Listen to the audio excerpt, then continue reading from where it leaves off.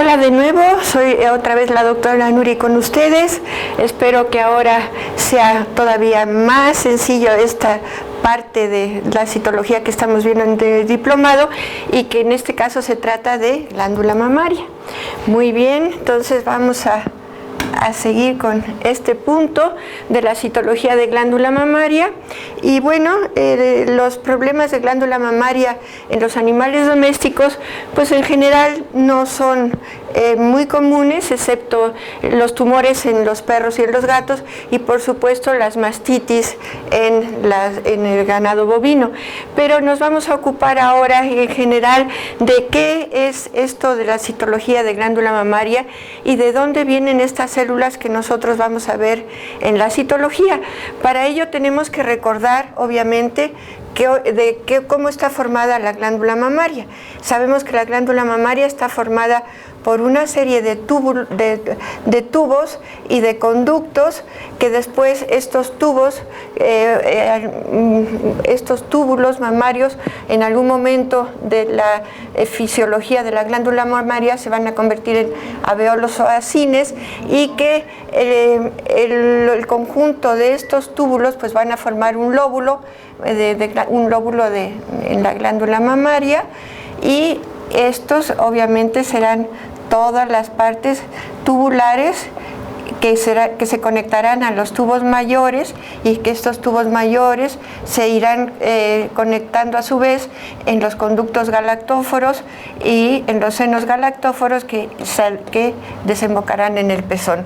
Entonces todo esto que aquí lo estamos viendo en la anatomía, esto sería un lóbulo a la histología, un lóbulo de glándula mamaria, y aquí tendríamos a nuestros túbulos y que después podrían ser alvéolos o acines según el estado funcional de la glándula mamaria. Desde luego esto es parte de un conducto mayor que irá a desembocar después en el pezón. Muy bien, entonces aquí tenemos otra vez otro corte de glándula mamaria donde tenemos toda esta serie de los túbulos, aquí los estamos viendo mucho mejor, y aquí ahora lo que tenemos que ver es qué epitelio tienen estos túbulos. El epitelio que ya habíamos dicho que es, en este caso tendríamos aquí nuestra membrana basal y aquí, vamos a ponerlo así muy burdo, tendríamos a nuestras células tubulares o del epitelio tubular, que es un epitelio cilíndrico simple o cúbico simple, y esto lo traspolaríamos a lo que encontramos en la citología y aquí tenemos, véanlo con claridad, es un poco difícil pero lo van a ir apreciando poco a poco. Si ustedes ven, aquí tenemos a nuestras células epiteliales con los núcleos, estos serían los núcleos, y aquí tenemos una pequeña luz. Obviamente todos los túbulos, aquí ustedes lo están viendo, son la luz que se va a conectar con otros tubos de mayor calibre que serán los que desemboquen después en el pezón. Y esta sería la luz del túbulo. Espero que les haya quedado claro cómo está formado. Aquí tenemos uno que está un poco dilatado, es mucho más grande, lo están ustedes viendo aquí. Este sería el epitelio. Y ahorita vamos a ver otras células que están aquí en el borde que rodean al epitelio de estos túbulos y que corresponden a las células mioepiteliales. Bueno, ahora las vamos a ver, no hay problema. El material que nosotros podemos encontrar o poder tomar de una glándula mamaria es variado. Podíamos tomar una secreción espontánea o inducida. Esto quiere decir que estuviera saliendo alguna secreción por la glándula, por el pezón, o que nosotros hiciéramos un movimiento para forzar esta secreción, apretando un poco la glándula mamaria. Esto no es muy conveniente. ¿Por qué? Porque el material que nosotros vamos a obtener es un material que tiene muchos productos necróticos o células necróticas y esto no va a convenir para hacer un estudio citológico. Si está saliendo algún líquido o alguna secreción por la glándula mamaria, pues también podríamos hacer una impronta, pero tampoco es conveniente porque al igual que el anterior, el material no va a ser adecuado para poder ser examinado y dar un diagnóstico correcto. Entonces, lo mejor siempre es la aspiración con aguja delgada, la ACAD. Esto es lo mejor para nosotros poder hacer un estudio citológico correcto. Bien, entonces aquí tenemos nuestra aspiración con aguja delgada. Ustedes están viendo aquí, ya lo han visto en la técnica, pero recordar no es vivir y es para otra vez volver a saber bien qué es la punción con aguja delgada. Aquí tenemos nuestra pistola de Cameco y nosotros en este caso estamos aspirando glándula mamaria, estamos llegando a la zona tubular, al lóbulo. Acuérdense que aquí tenemos el lóbulo. Vamos a aspirar aquí las células que tenemos en esta parte de la glándula mamaria y vamos a interpretarla. ¿Qué puede pasar? Que la lesión sea muy fibrosa, que no permita que las células se tengan con facilidad. Entonces, aquí, en este caso, vamos a tener un material inadecuado. Es decir, no vamos a tener células para poder hacer un diagnóstico. Ahora, si las lesiones son muy pequeñitas, menores a 1 centímetro, pues a lo mejor no le atinamos con la aguja a esa zona en específico y entonces no vamos a tener un buen material. En ese caso teníamos que hacer una punción guiada con ultrasonido y no es muy frecuente que lo podamos hacer así de fácil. Así que aquí estamos realizando una aspiración en un animal, en la glándula mamaria de un animal, y entonces esto es lo que ustedes ya conocen de aspiración con aguja delgada. ¿Qué errores podemos tener para una interpretación correcta y hacer un diagnóstico preciso en glándula mamaria? Pues aquí tenemos 4 M's y como son M's nunca se les va a olvidar, ¿verdad? Entonces, bueno, por aquello de que pueden relacionarlo con alguna cosa que siempre es muy frecuente que ustedes digan, ¿verdad? Entonces, una mala aspiración, es decir, que no hayan tomado el material adecuadamente, una mala fijación, que no lo hayan fijado correctamente, una mala tinción, que no lo tiñan con la tinción adecuada o que la tinción no esté bien hecha, y una mala interpretación. Esto quiere decir que el que haga la lectura de la laminilla no esté capacitado lo suficiente. Entonces, estas 4 M's son las causas de que los diagnósticos no sean correctos, tanto en glándula mamaria como en cualquier otro tipo de aspiración. Grábenselo porque esto es muy, muy importante para que nuestro material de poder hacer un buen diagnóstico sea lo correcto y adecuado que necesitamos. ¿Qué complicaciones podemos tener cuando hacemos una punción de glándula mamaria? Pues podemos hacer un hematoma. ¿Y esto cómo lo vamos a solucionar? Nada más hacemos presión fuerte cuando acabemos de hacer la punción para evitar que se haga un hematoma. Una mastitis, bueno, pues es muy remoto, pero hay que tener mucho cuidado con el material que usamos y cómo desinfectamos la zona antes de hacer la punción. Y cuando hacemos una ACAD de glándula mamaria axilar, pues en casos muy remotos puede haber un neumotórax. Y esto, bueno, pues es una complicación un poquito más delicada, pero que en 48 horas puede estar resuelta. Esto nosotros no hemos tenido ninguno de este tipo, pero en la literatura se menciona, por lo mismo se lo señalo. Bien. ¿Qué es el flujograma que tenemos que hacer ante una lesión palpable de glándula mamaria? Pues bueno, ya dijimos que la CAD es lo mejor que podemos hacer. Si cuando la hacemos tenemos un material adecuado, perfecto. Entonces aquí lo que nos queda es saber si es benigno o si es maligno. Si es benigno, lo resecamos y lo mandamos a hacer la histología,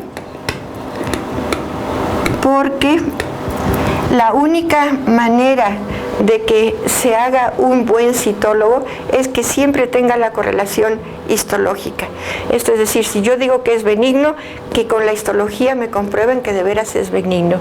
Ahora, si es maligno, pues vamos a hacer la biopsia excepcional, obviamente, y vamos a seguirlo con quimio o clínico y radiológico. ¿Por qué? Porque ya sabemos que podemos tener una reincidiva de cualquier tumor maligno. Y por supuesto, la histología también. También la tenemos que tener bien clara. Ahora, si por el contrario el material no es adecuado, tenemos que repetir la punción. Y si la punción nos vuelve a salir mal, es decir, que no obtenemos material, que puede ser por las causas que ya mencionamos antes, o porque la lesión sea muy fibrosa, porque sea muy pequeña, pues entonces no nos queda más de remedio que dirigirnos directamente a la biopsia y a la recepción. Ahora, que si sí lo repetimos y sí, pues volvemos al mismo camino anterior. Esto es muy importante tenerlo en mente y ver que la punción con aguja delgada es la primera opción no invasiva que hacemos en un procedimiento para hacer un diagnóstico. Después, obviamente, esto ya la biopsia y todo esto ya son procedimientos mucho más agresivos que necesitan anestesia y que necesitan tener al animal hospitalizado y demás. Entonces, esto siempre hay que ir de lo menos a lo más. Bien. ¿Se acuerdan que en citología vaginal les dije que la técnica más empleada era el Papa Nicolau y la adecuada era el Papa Nicolau, que las otras no nos daban la misma claridad para el diagnóstico y que por eso el Papa Nicolau la había hecho exactamente para tener una mejor efectividad diagnóstica? Pues bien, ahora les tengo que decir que en glándula mamaria el DIF-QIC a veces es mucho más demostrativo, la citología nos la pone más clara que el Papa Nicolau. Entonces esto es muy importante y como siempre no hay que casarse con ninguna técnica ni con ningún procedimiento, sino usar el mejor en beneficio del paciente. En este caso, obviamente, para las células malignas y los detalles que ya habíamos señalado con anterioridad en vaginal, aquí tenemos el núcleo, aquí tenemos una célula total, y aquí pues vemos muy bien las características tanto del núcleo, de la cromatina, del nucleolo, etcétera, que aquí, otra vez, aquí vemos todos los núcleos homogéneos. No delimitamos bien las células, en este caso no se puede. ¿Por qué? Porque aquí tenemos un material extra que es colágena. No se llega a ver bien. No sé escribir con esto, pero bueno, ustedes adivínenlo. Esto es colágena que se tiñe con DIF-QIC de un color morado muy intenso y que con el pequeño aumento inmediatamente nos sale que en esta laminilla o que en esta citología tenemos colágena. Entonces, para detectar fácilmente estos elementos que podemos encontrar en tumores de glándula mamaria, como sería la colágena, como sería cartílago, como sería hueso, nos va muy bien, excelente el DIF-QIC. Pero claro, ya cuando hablamos de malignidad, entonces sí vamos a utilizar el Papa Nicolau. En resumen, para glándula mamaria y para casi todo tenemos que usar las dos técnicas, ¿de acuerdo? Porque vamos a tener un reforzamiento muy bueno con las dos. Buen diagnóstico por las características celulares y por el material extra que pueda aparecer. Una cosa muy importante es que además en el DIF-QIC los eritrocitos no nos interfieren con la imagen de las células. Aquí tenemos algunas células ductales en el fondo y no nos interfieren. A veces los eritrocitos en el Papa Nicolau sí nos dan un poquito de guerra porque nos hacen confundir un poco la tinción, las células con estos eritrocitos. Muy bien. Pues muy bien, entonces vamos con las células que podemos encontrar en estos tubos que ya habíamos hablado, en los túbulos de la glándula mamaria y que son las células ductales, así las llamamos, células ductales, y que son las que están revistiendo a estos conductos que ya habíamos señalado. Cuando las vemos, esto es la histología y esto es la citología. Cuando las vemos en la histología, la vemos en grupos, en láminas, son células con núcleos muy homogéneos. Si ustedes ven aquí no hay mucha diferencia de núcleos, el citoplasma no suele ser muy abundante. En algunos sitios podemos ver estructuras que nos recuerden los túbulos. Entonces podrán presentarse o en formaciones haciendo túbulos o en capas, monocapas, como es esto, una monocapa. Ajá. Y así vamos a observar a las células ductales. Ustedes tienen otras más características en el texto, pero lo que importa es que se graben que son monocapas o que forman túbulos, y que son células muy homogéneas, ¿de acuerdo? Bien.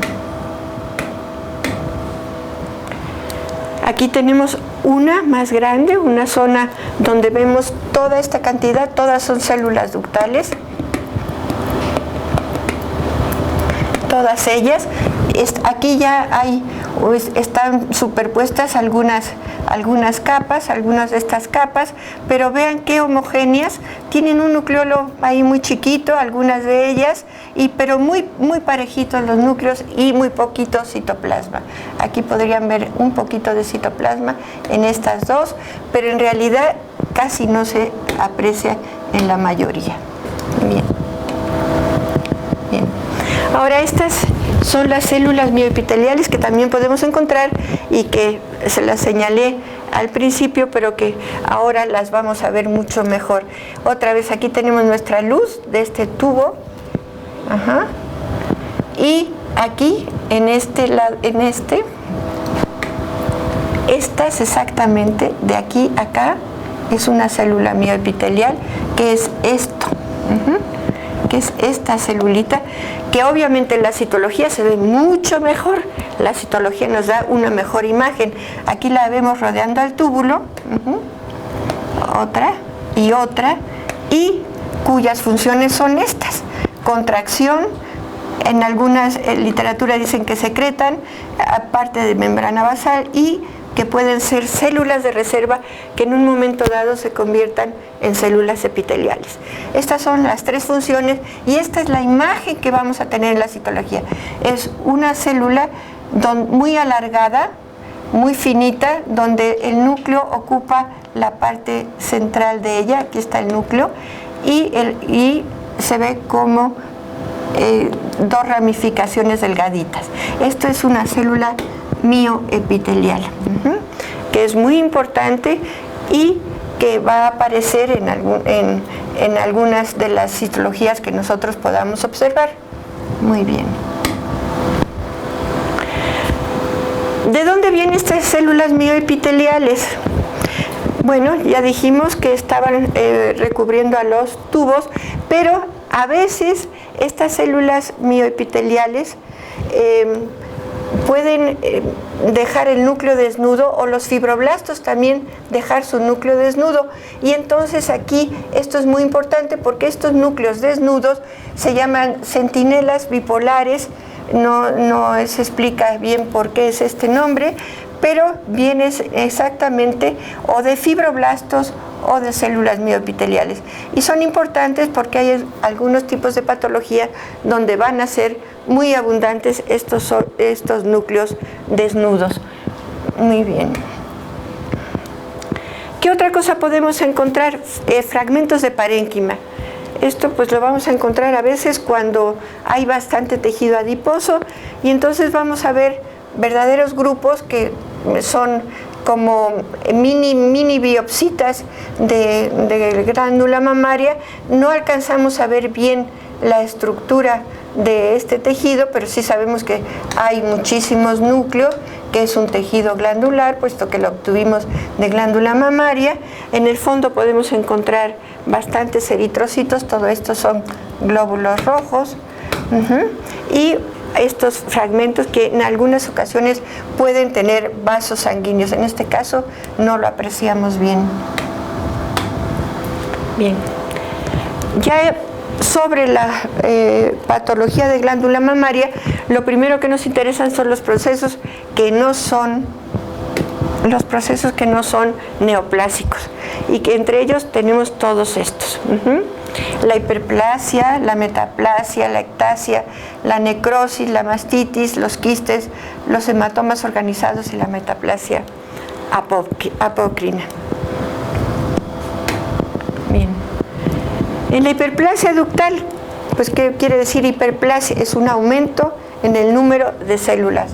Hiperplasia es igual a aumento en el número de células, ¿verdad? Esto es bueno que lo recuerden, que es una hiperplasia, al contrario de hipertrofia.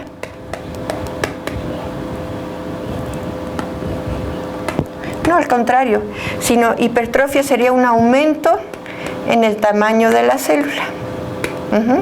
Es aumento en tamaño. Entonces, si estoy hablando de hipertrofia, quiere decir que voy a tener más número de células en el conducto. Y entonces, otra vez van a aparecer muchas células ductales. Estas son en sábanas. Esta imagen ya la habían visto. Es muy difícil saber si se trata de una hiperplasia o se trata de nada más de células ductales que al momento de la aspiración pues tuvimos la oportunidad de encontrar en sábanas muchas más. Pero en general sí son mucho más abundantes. En esta hiperplasia también es muy frecuente encontrar a los núcleos desnudos, que ya acabamos de mencionar. Bueno.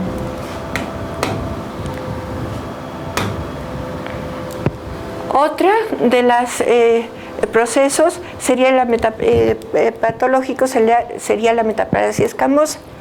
Si aquí tenemos un tubo normal, esto es un corte histológico, aquí acuérdense que está la luz de cada tubo.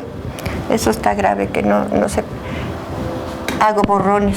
Pero esta es la luz, acuérdense bien, la parte vacía, y aquí tenemos nuestras células epiteliales, nuestras células mioepiteliales, y está el tubo. Estas son nuestras células cúbicas normales.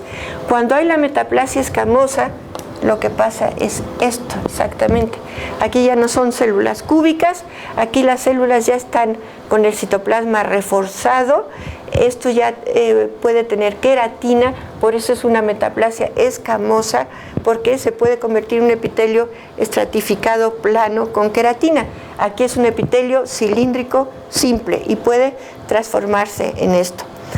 ¿Qué pasa cuando nosotros lo vemos en la citología? Vean esto. Yo aquí veo una célula muy queratinizada, con un núcleo muy pequeñito, que es este, y el citoplasma bien reforzado de color naranja con la tinción de PAP. Esto es PAP, los dos son PAP. Y que me dice claramente que esto es una célula que ha sufrido una metaplasia escamosa.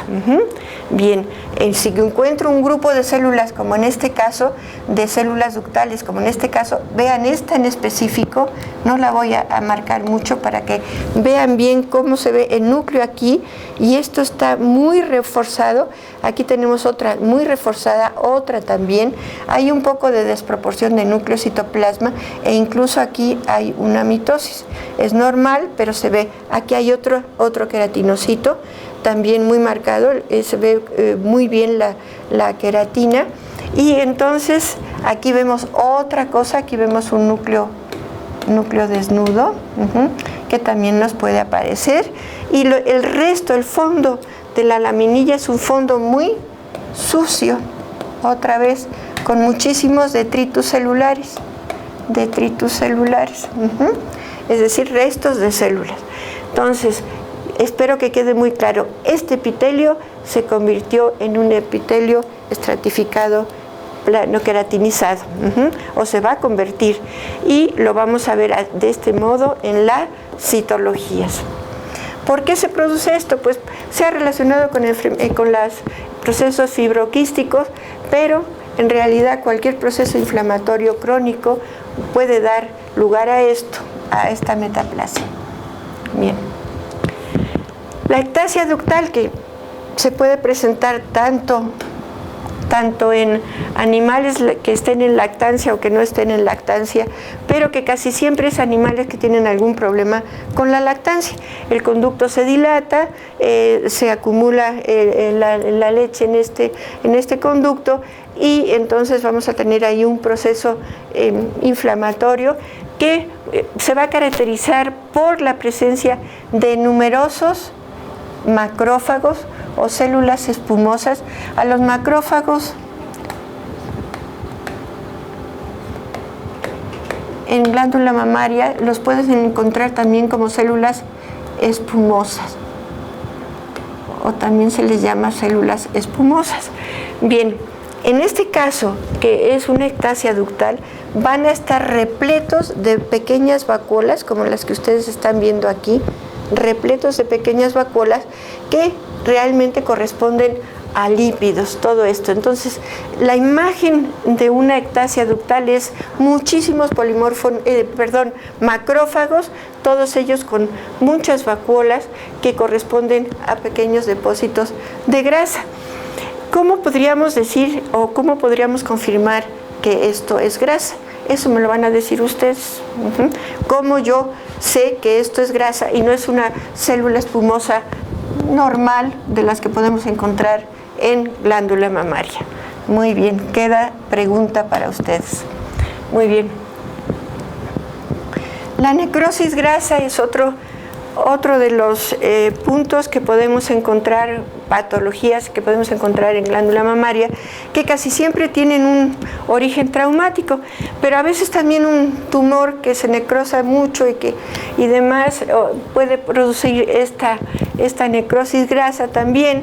Y otra vez aquí lo que vamos a encontrar va a ser también muchísimas células espumosas o macrófagos que en su interior van a tener también depósito o pequeñas vacuolas de grasa o también un poco de pigmento, pero en realidad todo va a ser grasa. Bien. Las mastitis, bueno, pues la mastitis es muy fácil de poderla identificar. Esto sería la imagen histológica. Aquí tenemos la histología y aquí tenemos ya la citología. Esto es PAD y estas también son PAD, todas son PAD. Y ¿qué encontramos? Bueno, en la histología estamos viendo los conductos, aquí están todos los tubos y todos ellos están tanto en la periferia, en el tejido conjuntivo que los rodea, como en el interior de ellos hay numerosos polimorfonucleares, que ustedes no los distinguen muy bien aquí, obviamente que son todos estos puntitos que normalmente ya sabemos que no están, obviamente solo cuando haya un proceso inflamatorio. Otra vez la citología es mucho más florida, podemos ver mucho más claro la patología, los cambios que se dan en este proceso, y es la presencia de numerosos polimorfonucleares. Todos estos son polimorfonucleares, que nos acercaríamos un poco a ver cómo está su morfología. Si nos acercamos, podríamos ver que algunos ya están multilobulados, que ya en realidad se convirtieron en piocitos. Los piocitos no son más que polimorfonucleares degenerados. En este caso aquí son más notables. Todos estos pues, ya son como restos de piocitos, son pequeños fragmentos de piocitos, de polimorfos, que son los que constituyen a los piocitos. Podemos también encontrar un poco de fibrina, que ya ustedes ya la conocieron, la fibrina también en vaginal. Y aquí, en este caso, pues vemos las células ductales. No nos queda duda de que este es un proceso en glándula mamaria. Aquí tenemos la luz de nuestro túbulo, las células del epitelio. Aquí tenemos también otra sábana. Todo esto son células ductales. No las apreciamos muy bien, pero vemos que están todas agrupadas. Y aquí tenemos macrófagos. Este es un macrófago o célula espumosa, y numerosos, todos estos puntitos son polimorfonucleares. Entonces esto es muy fácil de identificar a la citología. Aquí obviamente lo que habría que hacer es que en el momento que se toma la citología, mandar un poco de este material para que se haga el cultivo y saber en específico qué agente bacteriano está causando esta mastitis. Bien. Los quistes pues son componente de casi todas las neoplasias de glándula mamaria, pero podemos tener quistes también aislados. Esto es una neoplasia y aquí están viendo cómo hay muchas formaciones quísticas. Todo esto son quistes. Y esta es la neoplasia. Esta es la neoplasia. Bien, entonces si nosotros picamos uno de estos quistes, vamos a hacer en la misma función dos procedimientos, diagnóstico y terapéutico. Diagnóstico porque, bueno, vamos a decir es un quiste. Terapéutico porque lo vaciamos y cede la presión para el animal de la lesión, y esto pues es un alivio. No quiere decir que no se vuelva a hacer el líquido, pero de momento vamos a hacer un procedimiento terapéutico que es quitar el líquido y mejorar el padecimiento del animal. Bien, ¿qué vamos a encontrar? Vamos a encontrar un material amorfo, que es todo esto, este material. Vemos algún núcleo por ahí o alguna célula ahí atrapada en este material amorfo, que es el que corresponde al líquido que tiene el quiste. Esto también podemos encontrar a veces cristales de colesterol. En este caso no los vemos, pero puede haber cristales de colesterol como estamos viendo aquí en este corte. Dentro del quiste después se llegan a formar cristales de colesterol que podríamos ver en alguna ocasión también en el material citológico. En general, cuando solo se ve este material que es únicamente del quiste, no se puede hacer un diagnóstico correcto. Lo ideal es volver a tomar la muestra y tratar de puncionar un sitio donde no salga líquido, donde lo que obtengamos sean células para saber si esto es nada más un quiste o hay un procedimiento ahí agregado en el que, como sería una neoplasia, en el cual hay formaciones quísticas. Entonces esto lo tenemos que tener muy claro, decir, ay, es puro líquido, ya no tomo otra muestra. No, siempre acuérdense que en glándula mamaria por lo menos tienen que tomar de 3 zonas diferentes punciones para que de veras tengan un diagnóstico correcto. Bien. El hematoma organizado tampoco es muy frecuente, pero bueno, todo hay que enseñárselos por si algún día encuentran algo de esto y que sepan de qué se trata, pero en realidad no lo vemos muchísimo. Sí tenemos algunos casos y de ellos son este material, donde lo que más sobresale es la presencia de cristales, que son estos, de colesterol, que son estos que ustedes están viendo aquí y que aquí se ven también, y unas cuantas células ductales no muy correctas. Aquí quiero aclarar una cosa. Obviamente siempre todos los alumnos nos hacen la observación de que algunas láminas no son, o algunas de las fotos no son muy claras. Voy a decirles 2 cosas muy importantes. Primero, a veces el material no es lo adecuado que uno quisiera para sacar una buena foto. Segundo, a veces el material está superpuesto y no hay manera de poder sacar una foto con mucho detalle. Y tercero, a veces es el único material que tenemos, como en estos casos que no son frecuentes, y no podemos desperdiciarlos. Así que aunque el material no sea lo óptimo para enseñarles, es lo único que hay. De ahí la importancia que tiene que se conserve todo el material y que aprovechemos a lo máximo todo el material que tengamos. Sería ideal que siempre les mostráramos imágenes preciosas, pero esto no es una realidad. Bien. La metaplasia apócrina, esto es una metaplasia que no es lo común, que se da exactamente en glándula mamaria, y que es cuando las células ductales, aquí tenemos el corte histológico otra vez, sufren este tipo de metaplasia que se llama apócrina, porque sus células tienen mucha semejanza con las glándulas sudoríparas, con las células de las glándulas sudoríparas, de las glándulas salivales o de las células de Hutler. Aquí faltó 2 puntitos porque me lo van a señalar que algo no está bien escrito, que están en tiroides y que forman parte de un tumor de tiroides. Entonces son estas células, una célula apócrina, de esta de Hutler o apócrina, son células oxifílicas porque así las mencionan, que tienen numerosas granulaciones en su citoplasma, son células grandes que tienen un núcleo desplazado casi siempre con un nucleolo muy prominente, que son muy fáciles de identificar por el tamaño. Esto no nos recuerda a una célula ductal de ninguna manera, no es una célula mioepitelial, así que si encontramos este tipo de células sabemos que puede haber una metaplasia apócrina.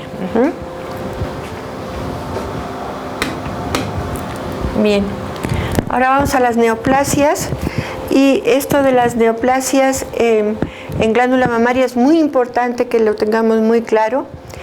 Representan el 41 al 53% de todas las neoplasias malignas en los animales, sobre todo en el perro. Únicas son el 75% y múltiples son el 25%. Eso quiere decir que solo la encontramos en una glándula mamaria o solo una en una glándula mamaria, o que encontremos varias en una glándula mamaria y en toda la cadena o en varias de la cadena de glándulas mamarias. Muy bien.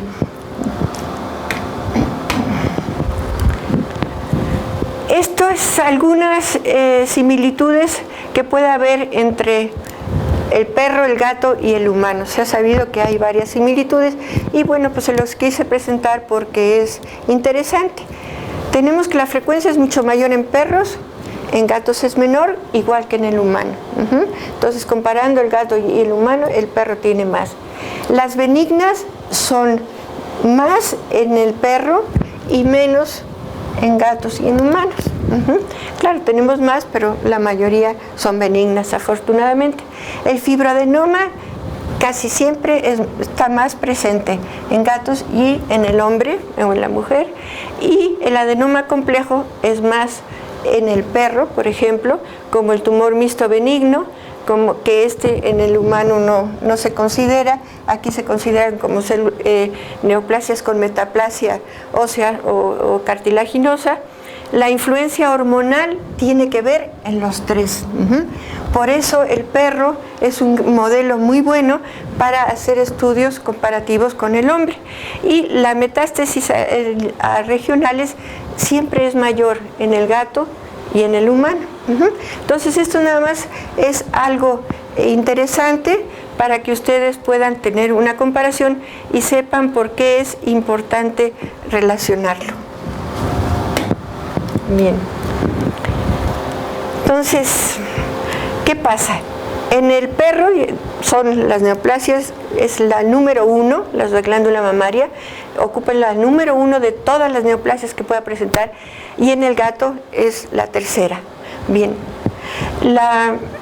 Las inguinales son las más frecuentes afectadas en el perro, mientras que en los gatos son las axilares. Aquí en este caso, lo van a ver, esta imagen la tienen ustedes puesta para otro asunto, y lo importante otra vez es recalcar que aquí podríamos pensar que esto es una neoplasia, y si no lo puncionamos, pues lo damos como tal y le hacen una cirugía. ¿Y saben qué es esto? Pues ya ustedes lo tienen en el texto, después me dicen qué fue. Muy bien. Los datos macroscópicos que nos dicen si una neoplasia es benigna o si una neoplasia es maligna, pues ya ustedes lo conocen, pero no está por demás que lo recordemos. Si es benigna, va a tener un crecimiento lento, y esto lo vamos a saber con la historia clínica. Si el dueño tiene la costumbre de acariciar a su perro y se da cuenta cuando aparece, no cuando ya lo ve muy obvio. Lesiones muy delimitadas, es decir, que yo las toco y las veo que de ahí no pasan. Nódulos pequeños de 1 a 3 centímetros, es decir, no son grandes. Mientras que si son malignas, el crecimiento es muy rápido. Las lesiones no son delimitadas, es decir, que yo al palparla no la puedo delimitar. Los nódulos son siempre más de 3, casi siempre están ulcerados. Y obviamente si yo palpo ganglios, seguramente los voy a notar aumentados de tamaño.